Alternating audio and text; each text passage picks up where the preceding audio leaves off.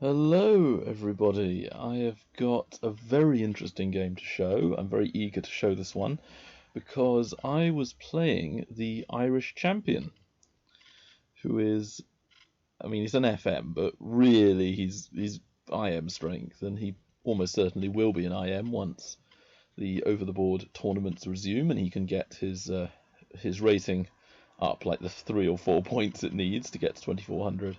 And I think he has 2 IM norms, but he might have 3.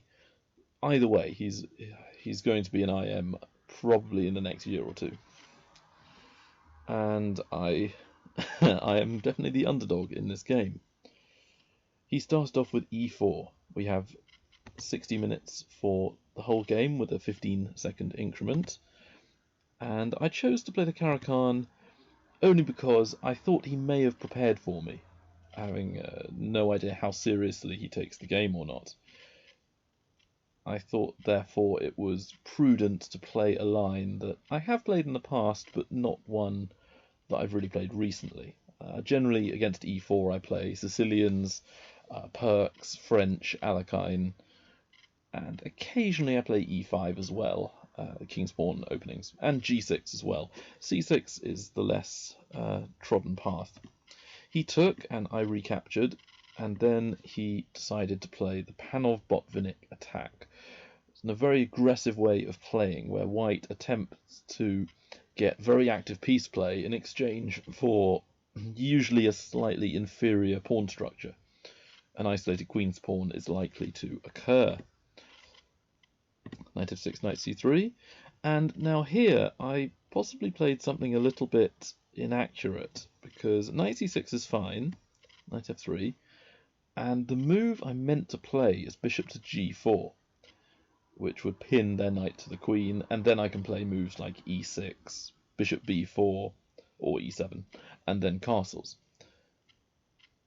I went a bit wrong and mixed up my lines and played the move e6, which traps in my bishop, but there are lots of positions where this is the way to play.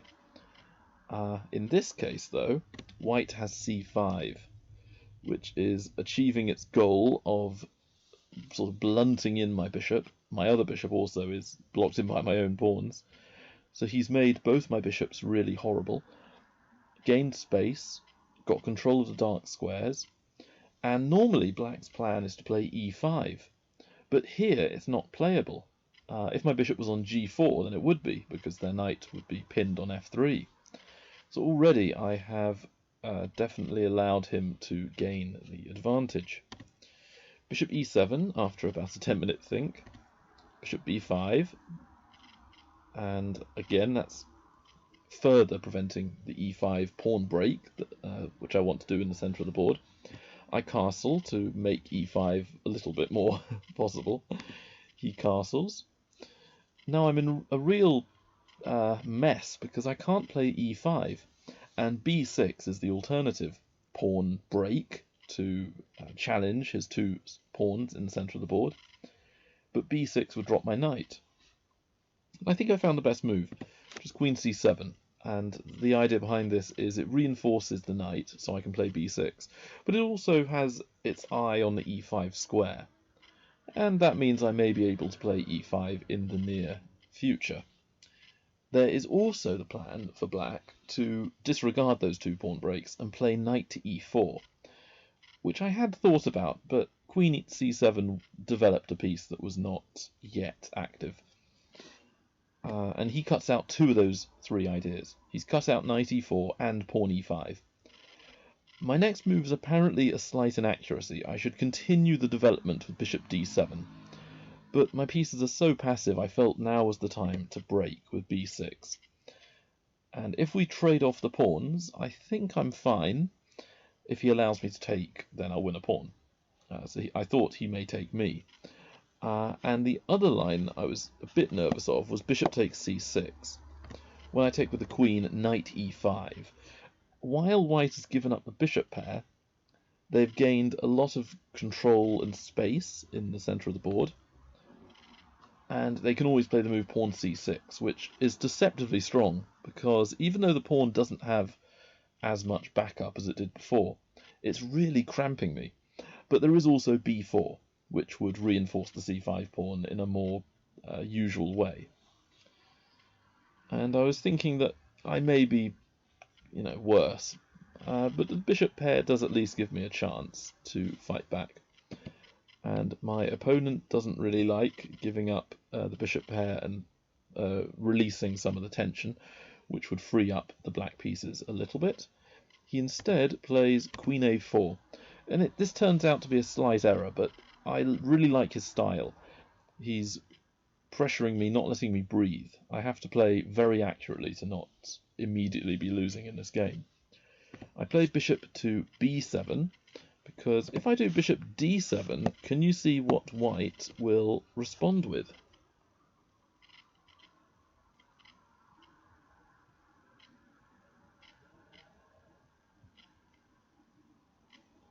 So it's a really nice move, knight to e5, putting even more pressure on my bishop and my knight.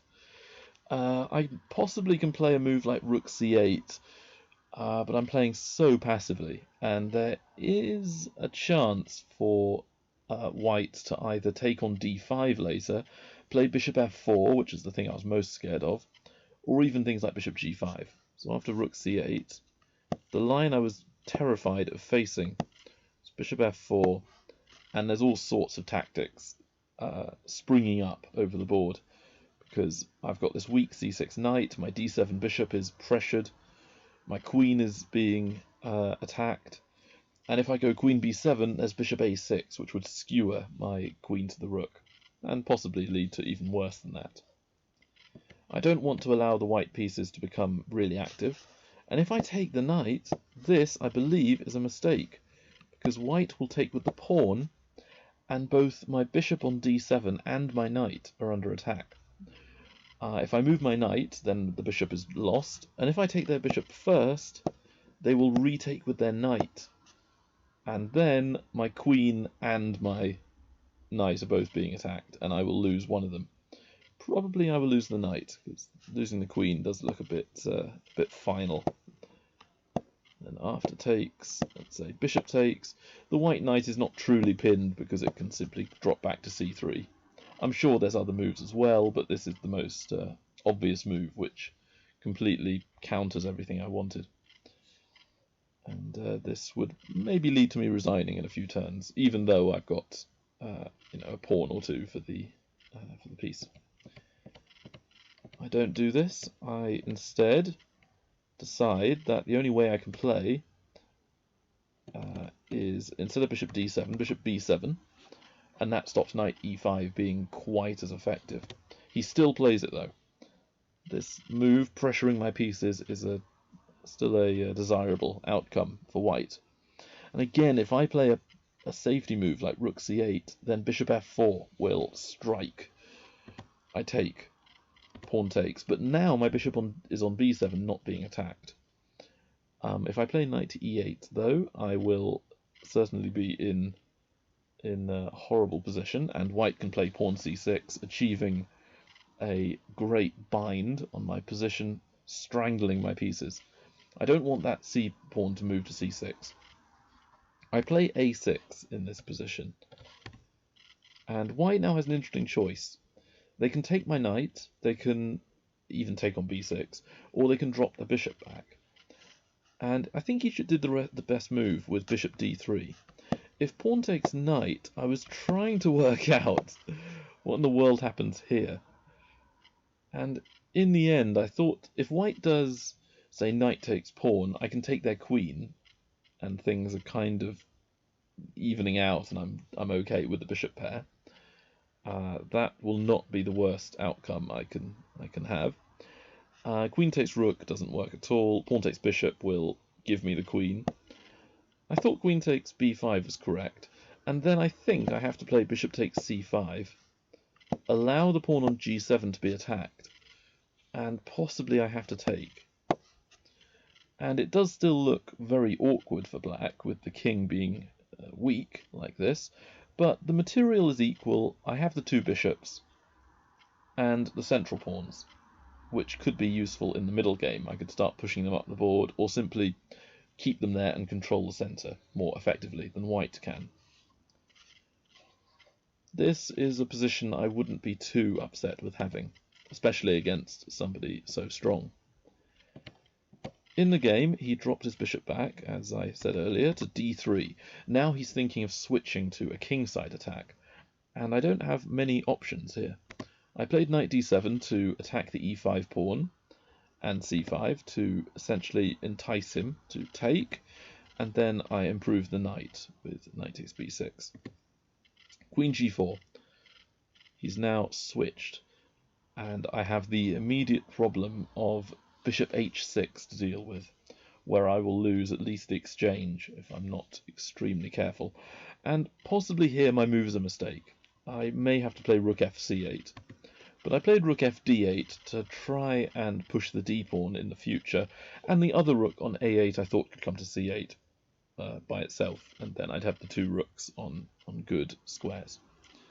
Bishop h6, bishop f8, defending from queen takes pawn mate. Then bishop g5 is a nice maneuver with the bishop. This way he is essentially asking, do I want to trade the bishops, with me returning to bishop e7. And if I do that move to immediately try and trade, he has the bishop f6 idea.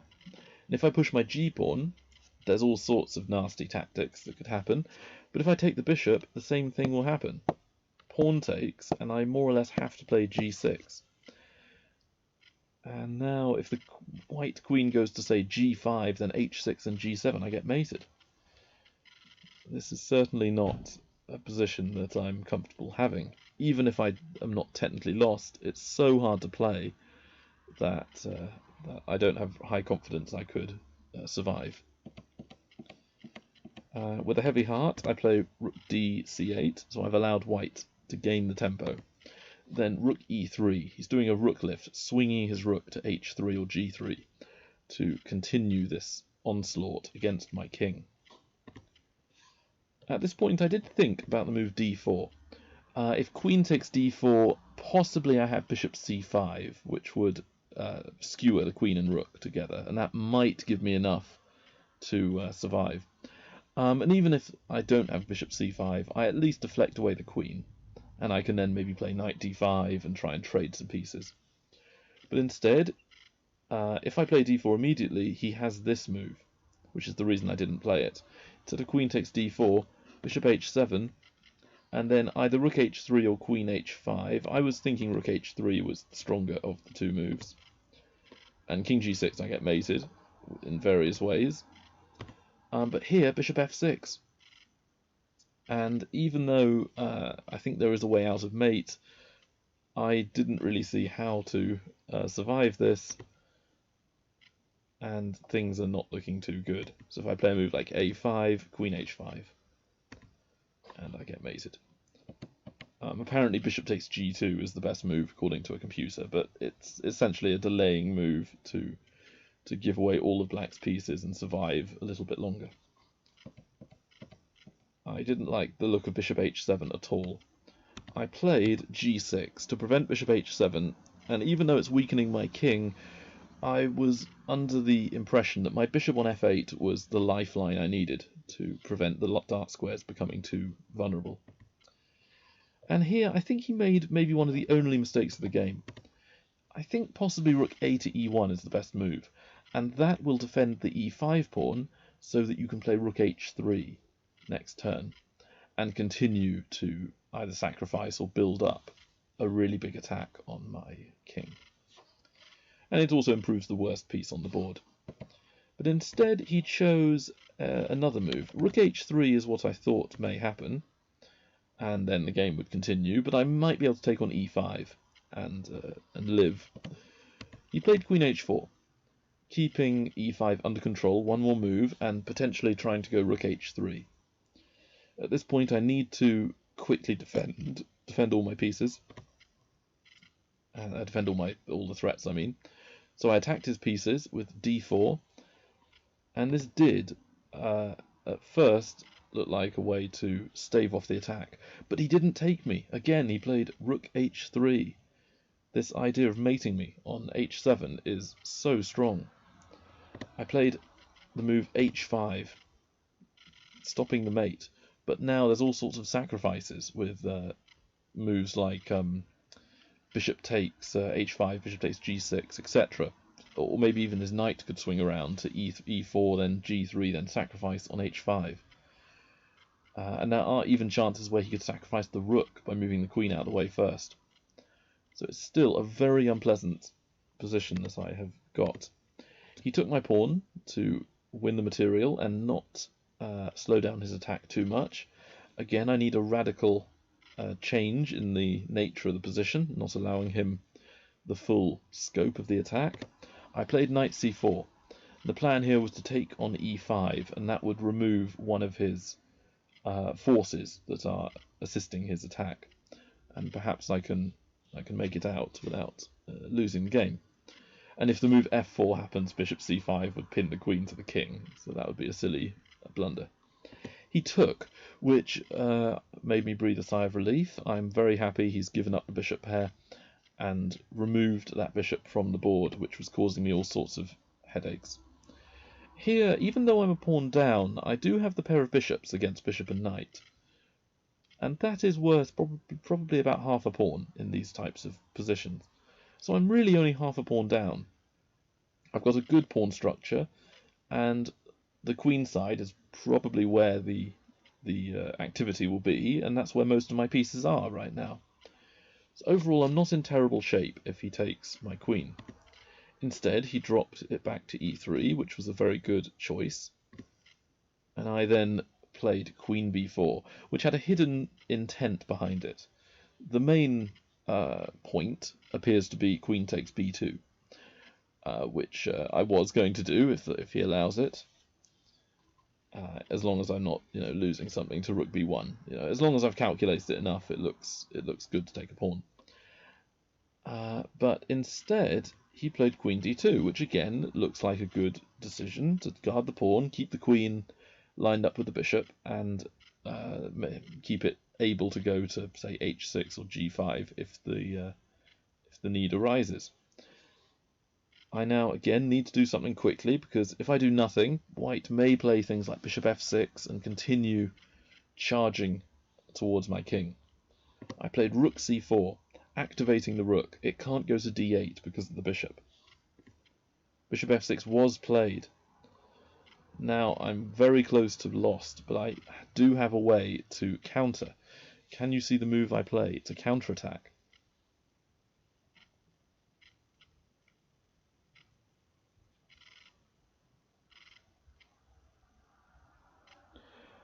I decide to use my bishop on b7, that's mostly been an observer in the game. It's attacking the g2 pawn. I reinforce the attack with rook g4. White doesn't have a lot of ways to guard the pawn. He chose rook g3, not moving his pawns in front of the king, which is a very principled way of approaching the position. h4 is my next move. This is essentially forcing the trade of rooks. I want to actually trade lots of pieces, and even though most players are taught, for the most part correctly, don't trade pieces when you're behind, because it's only a pawn and I have the two bishops, with the trade of the major pieces, the heavy pieces, the rooks and queens, it does lend itself to a lot of drawing opportunities for me. We trade, and now he has to deal with queen g2 mate. He played queen g5, again not moving a pawn in front of his king, which this time would have led to a disaster. It's a very nice move, queen g5. It achieves what I want though. Queen takes queen. Bishop takes g5. And here, this may not be the best move, but I really like it. What would you play as black? A pawn down, and with an inactive rook, and the bishop's not really fulfilling their potential.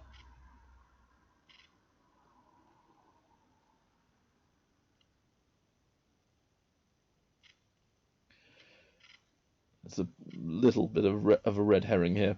I did think about improving the bishops and the rook, but first I'm losing h4. I played h3, so that even though I will lose the pawn when he takes me, which he did, the pawns are doubled up now, and my 3 pawns on the king's side, g6, f7, e6. They can easily hold the 4 pawns on the king side for white, because the doubled h pawns are isolated. And this means that even though visually I'm 2 pawns down, in another way I'm really only 1 pawn down, which is the pawn on the queen side, the b pawn, which is the extra player in the game. And I made an amusing mouse slip, which actually turns out to be one of my best moves.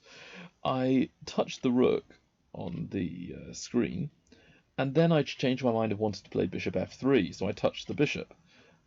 Or I thought I did, but it turns out I'd actually clicked on the square b8, so I played rook b8 instead of the bishop f3 move that I had been intending. Overall, this still works out, though, because my rook is lined up with the b2 pawn. Rook d1 was chosen, and I really want white to play rook d8, because that will allow me to trade the rooks, and then I think I am more comfortable. Bishop b4. The point of this is actually to trade the bishop and knight, because even though I lose the bishop pair, which is worth maybe half a pawn for black, what I'm achieving is opposite coloured bishops in the ending. And I think on the queen side, I may have a little bit more initiative than white. And the side with the initiative is the side who generally has the better chances. So I had thought this might be a draw if I take the knight and then have a bit of play on the queen side. White, if they play rook d8, I'm certain it's drawn. Well, I say certain. I would play this assuming it was a draw by trading here, and then all I do is I simply bring my king to, say, c6 or d5, put my bishop on maybe f5, and there's no way for white to get through. Even if they were to take on f7, I might still be okay. So this position is one that I'm not terribly afraid of playing. But instead, he played rook d3, keeping the rooks on, which is, again, probably the right move. I trade, which possibly was a little premature, but I saw this plan of rook c8. And if white trades rooks, again, we have a position that I would be fairly confident I could draw with accurate play. And if white does not trade, which he didn't, played rook b3, my rook can access the c2 square. Rooks to the second rank definitely are one of the best places for rooks to be. Bishop d5, I've anchored the bishop. It is now defended on this outpost, d5. The pawn is defended mutually by the bishop, and it's centralized. It's better than the white's bishop. Rook a3 was then played, and I swung the rook to c2. I was thinking here that white may play rook takes a6, and I did have a plan for this outcome. But something very similar happened anyway. He played f4. He was possibly, and his king is now stuck. That's why I've done the arrows. It can no longer move onto the second rank ever. With that f-pawn moving, I've got g2 completely under my guard now. Here I was fairly confident I had the draw, but I did see a trick, and I think he was very low on time. He only had about 30 seconds, and I had 20 minutes, which is a very big difference, as he'd been thinking a very long time in the middle game, trying to play as accurately as he could, and I was simply trying to survive, and didn't have many moves to choose from, so it was easier to play from one perspective. I played rook b2, and I believe, thinking it was a draw, he played the losing move. He played rook takes a6, thinking that I would play rook takes a2, and then maybe he can play rook b6 and try to checkmate me on b8 if I'm not careful, but essentially it should be drawn. What had he missed? What is black's winning move?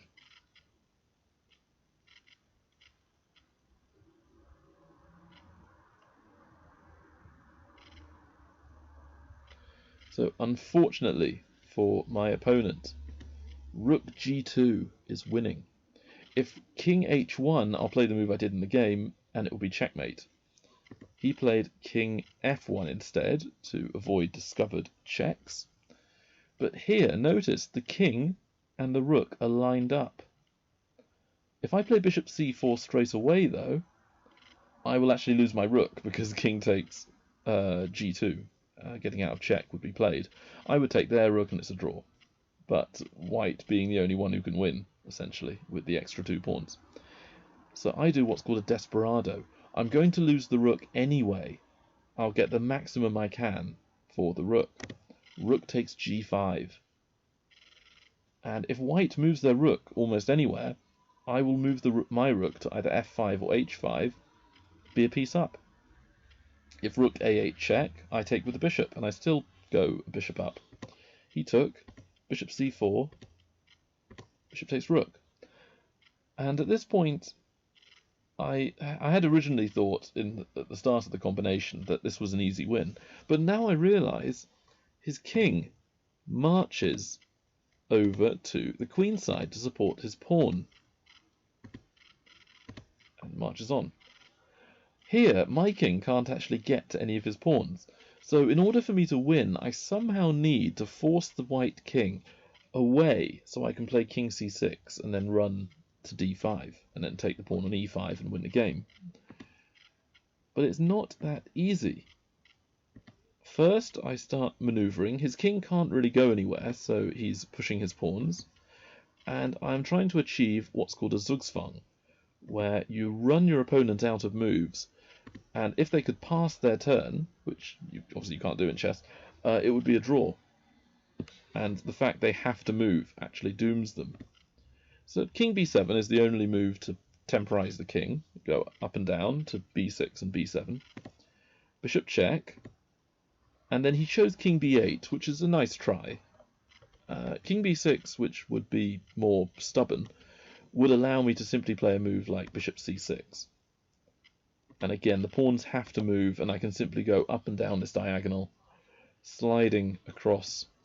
Eventually, white will have to move the king away so that I can play either king c7 or king c6. So after, say, h3, king c8 is a good move, and then I can play king c7.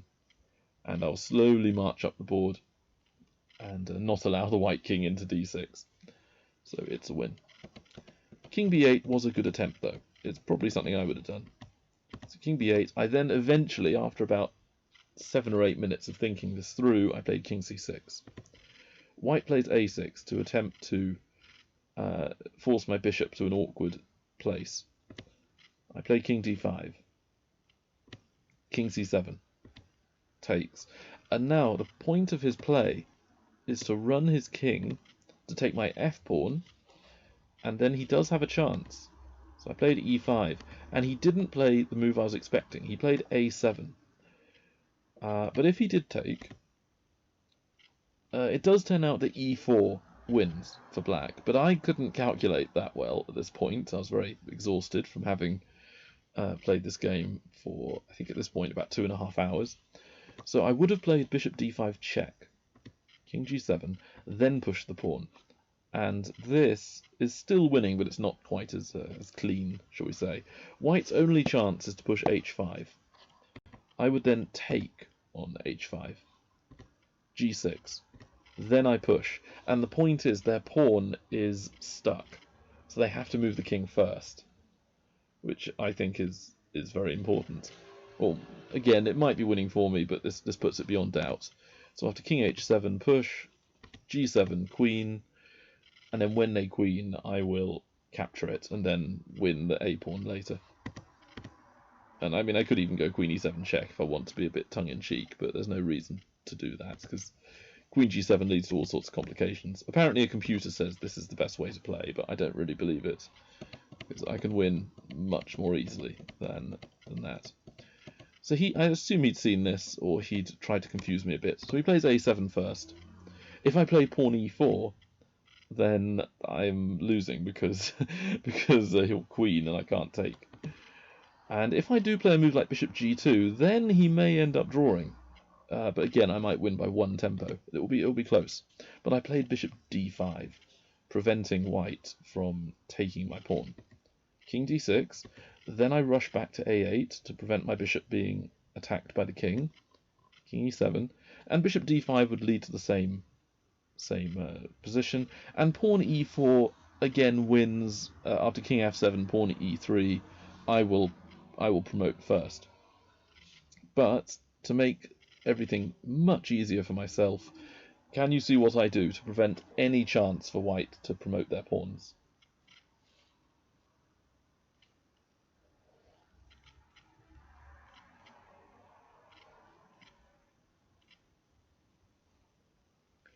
What I do to win the game and force resignation is king g4.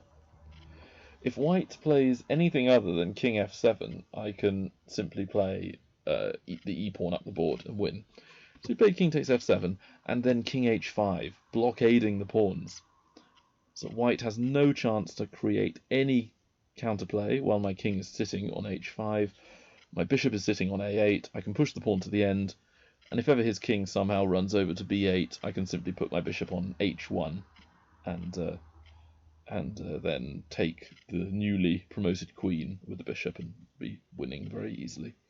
So he resigned at this point in the game. I was very happy to win this match, as it turned out the team that I was playing for did not need me to win. We'd already actually won the match on the other boards. However, he's a very strong player. We have met before and played a few times, and he's always been outplaying me. And in this game, he did from the opening and into the middle game with his attack, but I thought I outplayed him in the ending, partly due to the time constraints he was facing, with 30 seconds or so to make his moves, but also I believe that my ending is quite strong, and it definitely feels like a good win overall. So I hope you found the video interesting, and see you next time. Bye.